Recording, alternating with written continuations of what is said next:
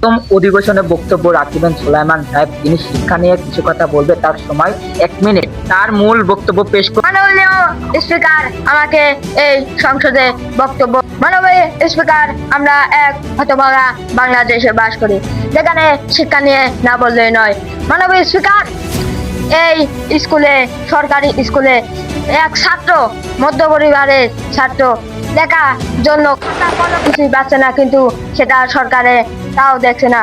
আমাদের গ্রামে মাননীয় স্পিকার কলেজ স্কুলে তাকানো উচিত। মাননীয় স্পিকার, মাননীয় স্পিকার, আমার একটা অনুরোধ, আপনি দরিদ্র সন্তানকে লেখাপড়ার সুযোগ করে দিন। মাননীয় স্পিকার, আমাদের এই বাংলাদেশ অর্থনৈতিক হচ্ছে না, এই বাংলাদেশে শিক্ষার ব্যবস্থা কমে যাচ্ছে। মাননীয় স্পিকার, মাননীয় স্পিকার, যেন ওই দরিদ্র গরিব সন্তান যেন একদিন বড় কিছু করে খেতে পারে, সেই চিন্তা আপনারা রাখেন। মাননীয় স্পিকার, তাদেরকে আপনারা দেখবেন। মাননীয় স্পিকার, মাননীয় স্পিকার, একটাই অনুরোধ করে দিবেন, যা পড়ার জন্য যা কিছু লাগবে, খাতা, গাইড, বই, যা কিছু লাগবে আপনি সেটার ব্যবস্থা করে দেবেন। মাননীয় স্পিকার, আমরা এখন আমি মহান সংসদে বক্তব্য এখন দ্বিতীয় সংসদে বক্তব্য রাখিবেন মোহাম্মদ সাগর সাহেব।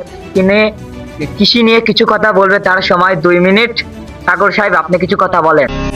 ধন্যবাদ মাননীয় স্পিকার, আমাকে এই মহান আপনি কৃষি নিয়ে আলোচনা করতে বলছেন। মাননীয় স্পিকার, মাননীয় স্পিকার, আমরা এক হতভাঙা দেশে বাস করি। মাননীয় স্পিকার, মাননীয় স্পিকার, এই কথা কেন বললাম? মাননীয় স্পিকার, আমাকে কৃষি নিয়ে আলোচনা করতে বলছে। মাননীয় স্পিকার, মাননীয় স্পিকার, আজ যদি আমরা কৃষির দিকে তাকাই, মাননীয় স্পিকার, কৃষির দিকে যদি আপনারা তাকায়, কৃষির দিকে আপনারা অনেক জ্ঞানী মানুষ, কৃষি পূর্ণটা আমরা তাদের মাঝে বিলিয়ে দিই। মাননীয় স্পিকার, মাননীয় স্পিকার, যদি তাদের মাঝে কৃষিকে বিলিয়ে দেয় মাননীয় স্পিকার, তাহলে আজকে আমরা যদি কৃষির দিকে যাই, কৃষির জমিতে যদি যাই মাননীয় স্পিকার, কৃষির বাড়িতে যাই, কৃষি তাদের কৃষিওয়ালারা তাদের বলে আমরা কোনো পূর্ণ পাই না। মাননীয় স্পিকার, মাননীয় স্পিকার, যদি তারা পূর্ণ না পায়, তাহলে সরকারি খাতায় অনেক জ্ঞানীগুণী মানুষ কেন বলে যে আমরা কৃষি পূর্ণটা তাদের মাঝে বিলিয়ে দিই। মাননীয় স্পিকার, মাননীয় স্পিকার, কৃষি পূর্ণটা যদি তাদের মাঝে বিলিয়ে দেয় মাননীয় স্পিকার, তাহলে এই কৃষি পূর্ণটা গেল কোথায়? মাননীয় স্পিকার, মাননীয় স্পিকার, এই মহান সংসদে আমি আপনাদের অধিবেশনে বলতে চাই মাননীয় স্পিকার, এই কৃষি পূর্ণটা কোথায় গেল? আপনার কৃষি বাঁচান মাননীয় স্পিকার, কৃষি বাঁচলেই দেশ বাড়বে মাননীয় স্পিকার, কৃষি বাঁচলেই বাংলাদেশ বাড়বে মাননীয় স্পিকার। আমরা সোনার দেশ হিসাবে পরিচিত মাননীয় স্পিকার, বাইরের রাষ্ট্রের মাননীয় স্পিকার, আমরা সেই সোনার রাষ্ট্র হিসাবে পাই না মাননীয় স্পিকার।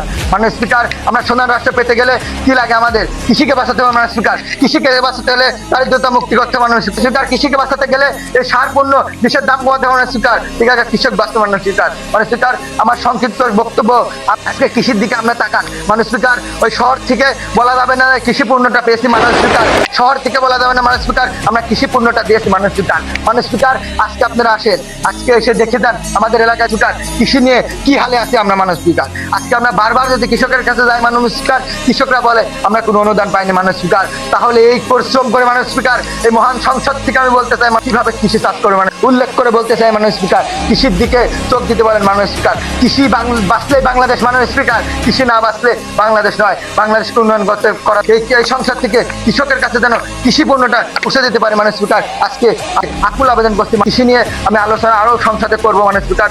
ধন্যবাদ আমার এই সব বক্তব্য দেওয়ার জন্য মাননীয় স্পিকার, ধন্যবাদ আপনাকে।